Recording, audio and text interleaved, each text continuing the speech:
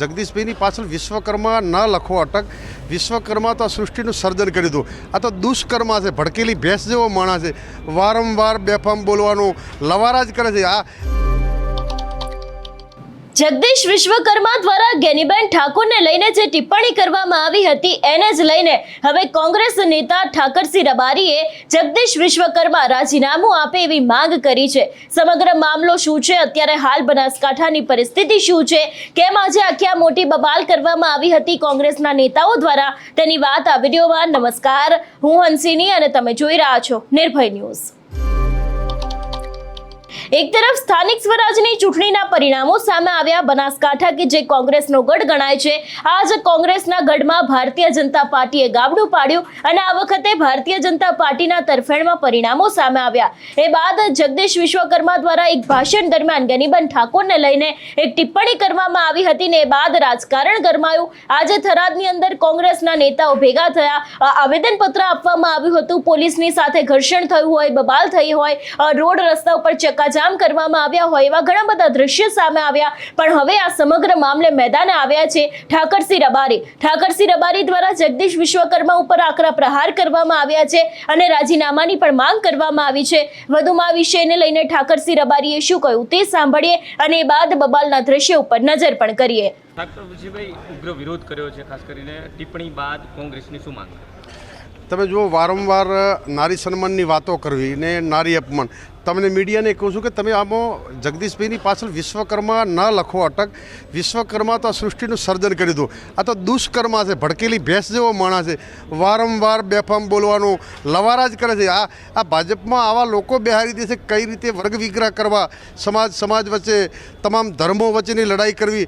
તમે કાલે જોયું બંગાળમાં એમની જીત થઈ છે, તો વડોદરામાં ભાજપના પ્રદેશ પ્રમુખની મુખ્યમંત્રીની હાજરીમાં મમતા દીદીના ફોટાના પોસ્ટરો ઉપર પગ મૂકે. શરમ આવવી જોઈએ. બેન દીકરીનું સન્માન કરવું આ હિન્દુસ્તાનની સંસ્કૃતિ છે. હાર જીત થતી રહે, એક મહિલા મુખ્યમંત્રીની હાર થઈ હોય અને તમે એના ફોટા ઉપર પોસ્ટર ઉપર પગ મૂકીને કચડતા હો, આનાથી હિટલરશાહી પણ સારી હતી. આ હિટલરોથી પણ બેફામ ખરાબ છે આ લોકો કે મહિલાઓનું વારંવાર અપમાન કરે. આજે અમારી કોંગ્રેસની મહિલા પ્રમુખનું અપમાન કર્યું, ખરાબ શબ્દોમાં કર્યું છે. એટલે આ લોકો એ અંગ્રેજોની યાદ અપાવે છે કે અંગ્રેજોથી પણ બદતર આ લોકો છે. પણ એ લોકો એમ કે રામ રાજ્ય લાવ્યું. આ રામ રાજ્ય નથી, હરામ રાજ્ય છે. તમે જો અંબાજી હોય કે ઢીમા હોય, ભલે એમની સીટો આવી પણ ધરણીધર સાંભળે અમારી લાજ રાજ કે પ્રમુખ કોંગ્રેસનો બનશે. અંબાજીમાં કોંગ્રેસની જિલ્લા પંચાયત તાલુકા જેટલા ધાર્મિક સ્થાનો છે ત્યાં તમામ જગ્યાએ કોંગ્રેસની સીટો આવી છે. આ તો પ્રજાને દબાવ કરીને ખોટું કરીને જીતી ગયા છે, બાકી ક્યાંય એમની લોક લાગણીથી જીતેલા નથી. રાજીનામું આપવા અમે કહીએ છીએ ને, માફી તો માગી લે. ચોર ચિત્તાને કાયર વારંવાર નમે, એ માફી માગવાથી નહીં. જો નારી સન્માનની વાતો કરતા હોય ભાજપવાળા, તો એ ભાજપના પ્રદેશ પ્રમુખ તરીકે એમનું રાજીનામું ભાજપ પાર્ટીએ લેવું જોઈએ, નહીં તો ગુજરાત અને ભારતની મહિલાઓ ક્યારેય માફ નહીં કરે. ઓકે ભાઈ, વિરોધ કરવામાં આવ્યો છે, ખાસ કરીને શું માંગને લઈને વિરોધ હતો? ભાજપ સત્તાના નશામાં ચૂર છે, નારી સન્માનની વાતો કરે છે અને નારીઓનું અપમાન કરે છે. જેવી રીતે મહાભારત થયું હતું એ દ્રૌપદીનો પાલવ ખેંચીને, એવી જ રીતે આ મહાભારત કરવા બેઠા છે. અને જ્યારે સ્ત્રીના પાલવ સુધીની વાત આ લોકો કરવા માટે છે તે ત્યારે વિરોધ કરવો એ સ્વાભાવિક થઈ જાય છે. ભારતીય સંસ્કૃતિમાં નારી સન્માન માટે અમારે મેદાનમાં આવવું પડ્યું છે. જે વિશ્વકર્મા કહે છે પણ એ દુષ્કર્મા તરીકે વર્ગ વિગ્રહ કરીને નારી સન્માનનું અપમાન કરવા નીકળ્યા છે. અમે નારીઓના સન્માન માટે આજે નીકળ્યા છીએ અને એ વિશ્વકર્માનું રાજીનામું માંગે અને ભાજપ તાત્કાલિક એમને રાજીનામું આપવાની ફરજ પાડે એવી માગણી સાથે અમે આજે નીકળ્યા છીએ.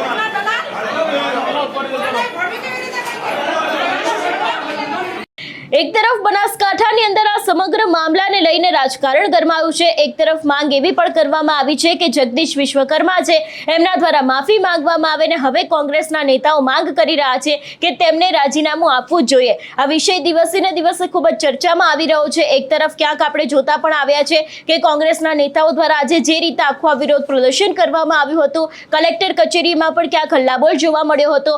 કોંગ્રેસ અને જે પોલીસના જે લોકો છે, લોકો વચ્ચે પણ ક્યાંક ને ક્યાંક ઘર્ષણ સર્જાયું હતું. પણ હવે આ સમગ્ર મામલે આગામી સમયમાં શું નવાજૂની થાય છે તે જોવાનું રહેશે. તમારું શું માનવું છે આ વિષયને લઈને અમને કમેન્ટ કરીને ચોક્કસથી જણાવજો. તેની સાથે અમારી ચેનલ નિર્ભય ન્યૂઝને લાઇક, શેર અને સબસ્ક્રાઇબ કરવાનું ભૂલશો નહીં. નમસ્કાર.